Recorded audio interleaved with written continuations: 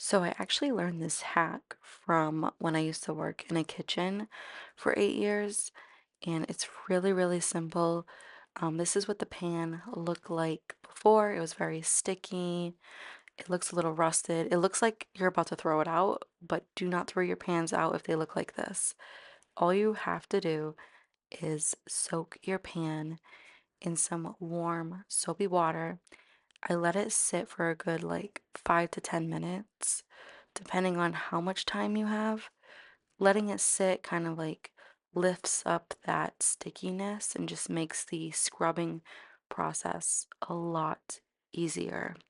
So, all you're gonna need are some gloves, and the star of the show is this SOS pad. I think it's like a wool pad.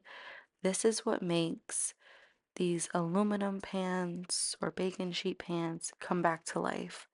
So these things are inexpensive. I think you can get like a box of 20 for less than $5 to $4. And all you have to do now is start scrubbing. Now I'm gonna be honest with you guys.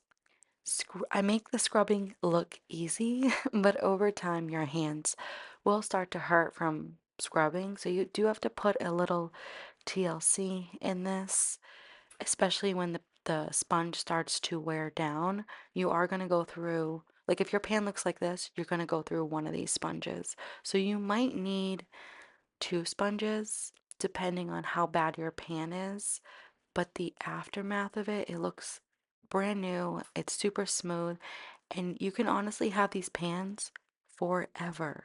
So again, this is what I used to do back in the day when I worked in a kitchen. When the bacon sheet pans started to look like this, there will be a day that if I was on dishes, I will just be scrubbing all of the pans and making them look brand new again. Another thing that I want to mention is that the hardest part with doing this is the corners of the pan. So take breaks. Again, for myself, my hands start to hurt like halfway through. My hands start to like cramp up. Maybe some people aren't like that, but I use my hands a lot in the kitchen. I cook a lot, and sometimes my hands start to cramp up. But through this mark, I will take a like 20-minute break. And as you guys can see, it's so much smoother, shiny. It looks brand new. So, like I said, just take breaks if your hand starts to hurt and then go back in. And yeah, just keep scrubbing along. Now, I'm not gonna like bore you guys with you just watching me, and I didn't put any music in this video because I honestly feel like it's a little bit of a distraction sometimes. So I'm gonna fast forward all of this really quick so we can get to the end results.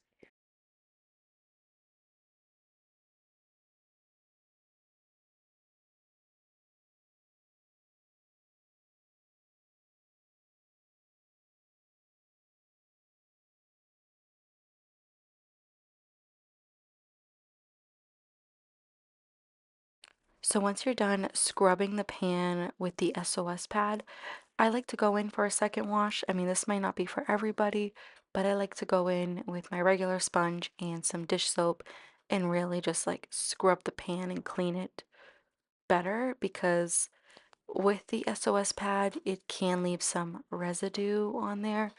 And I mean, it's not the most non-toxic product, which I mean, sometimes you need something heavy duty to clean stuff like this. So I'm just wiping off of the SOS pad residue with regular soap and my sponge. I also don't like to put this pan in the dishwasher. I find every time that I do, it just gets a little bit more rusted, and honestly, I think it's just easier to just hand wash these sheet pans. I only own one sheet pan, and I do the same method, a cleaning method, with my rice pan that's also made out of aluminum. So, anyways, you want to dry it well because with these pans being wet, they can again get rusted. But yeah, this is the aftermath. You have before and you have after.